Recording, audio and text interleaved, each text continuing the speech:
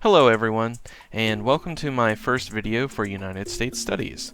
This video is for my United States Studies class and my AA-US Studies class. If you are not in that class, you do not have to watch this video, but as always, you are more than welcome to do so. Now, as a reminder, my idea with these videos was that as I was going through the content, you would have the PowerPoint that is loaded in Schoology next to the link for this video. You would have it up on your screen and then just minimize the video but leave it play so you can hear me talk. Or maybe have it on like your phone or tablet or another screen. And then you would follow along with me and fill in the PowerPoint as you went. So if you don't have that up yet, go ahead and pause the video here, and we'll do that whenever you get back. Got it up? Good. Okay, so U.S. Studies, Chapter 1. Now, before we can talk about the United States, we have to talk about the people that were here before, the Europeans. So we're going to talk about North America before Columbus. Alright, the first thing we're going to talk about is Mesoamerica. Mesoamerica refers to the area known today as Mexico and Central America. If you look on the map here, the area in brown is what is referred to as Mesoamerica. It is most of Mexico and a good portion of Central America. Early human settlements are found in this area, and the agricultural revolution began here. And this is where people learned how to plant crops. The agricultural revolution, many historians agree, is one of the most impactful events in human history. It was here that we stopped the needing to roam from place to place to find what we need to go beyond just hunting and gathering and just surviving to actually setting up towns and civilizations and societies. So the agricultural revolution is one of the most important events in human history. It's allowed us to literally sow the seeds of modern society. Alright, the first group we're going to talk a little bit about are the Olmec. These are the first civilizations in Mesoamerica, and they first settled near today's Veracruz, Mexico. They were an advanced society with large villages, temples, and pyramids, and they built the major city of Teotihuacan. That's a tricky word there. Don't worry, I won't ask you to spell it on a test. But they were pretty advanced for their time. I mean, if we look at this statue here, you kind of have to, you have to be a pretty advanced society to be able to build something that big, that impressive, and that durable. Next up, we're going to talk about the Mayans. And around 200 AD, they emerged in the Yucatan Peninsula. Now I'm going to go back a couple of slides. Now I know this is a simplified map of Mexico, obviously, but this area right here, see this area that kind of juts out into the Gulf of Mexico here? This area right here is what is known as the Yucatan Peninsula. So around 200 AD, they emerged in the Yucatan Peninsula, and they had talent in math and engineering.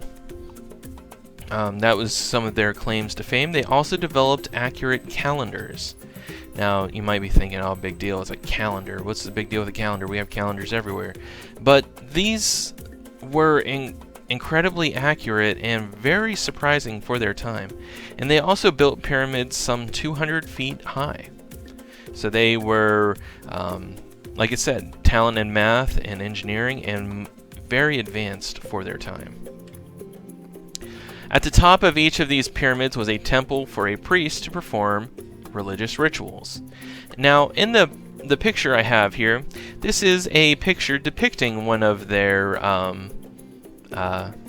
religious rituals.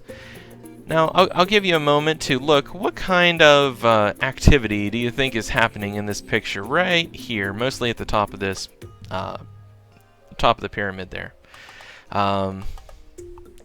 If you guessed human sacrifice, you are correct.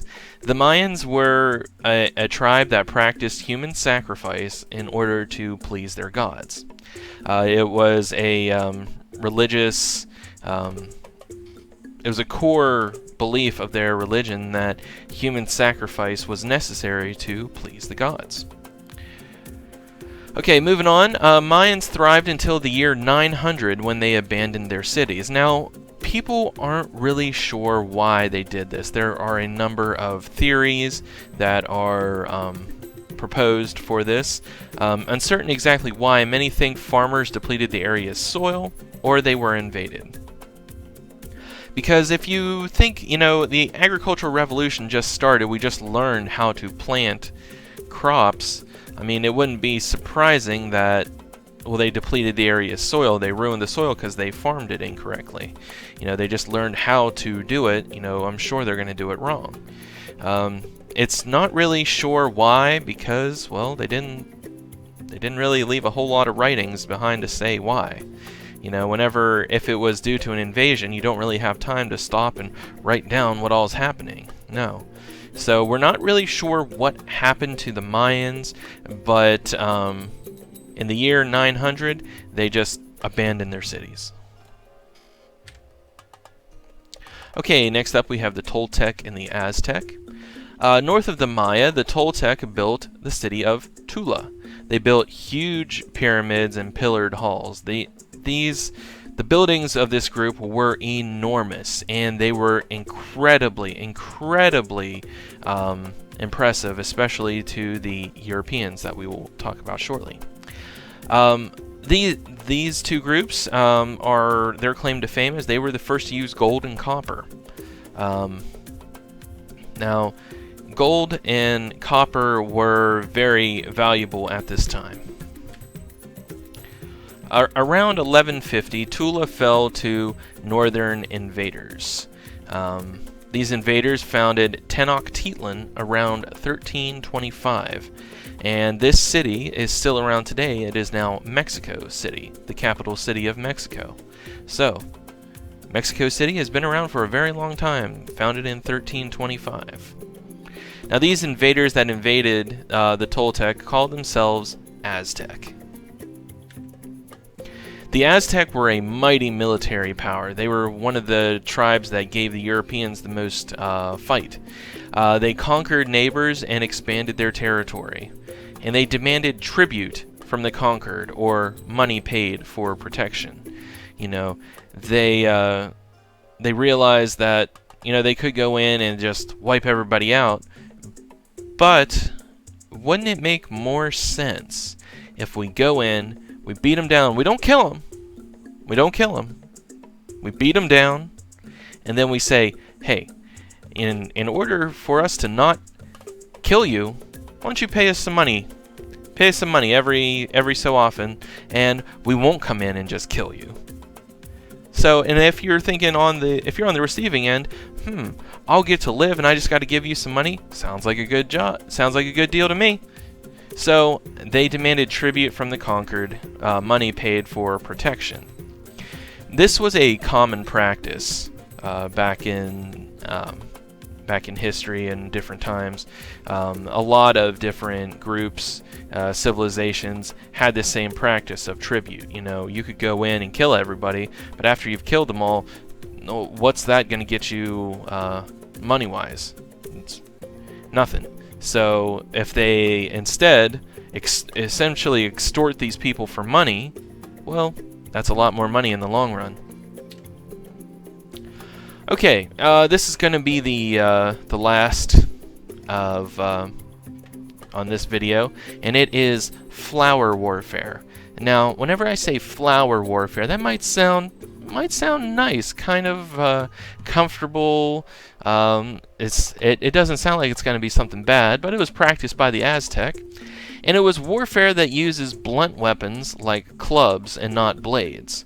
So it was a type of warfare where instead of maybe using a sword or a spear or something to skewer your enemy or cut them up, you're going to use something like a club or a big thick tree limb or something that it doesn't have a point or blade.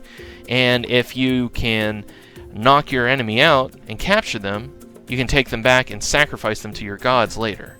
Another use of this warfare was if you knock your enemy out and capture them, well, then you could essentially sell them as a slave later, or keep them for slave labor.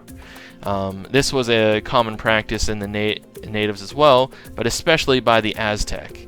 So instead of going in and killing their enemies, they would try to knock them out so that they could drag them back to their towns, capture them, make them prisoners, and either sacrifice them or use them for slave labor.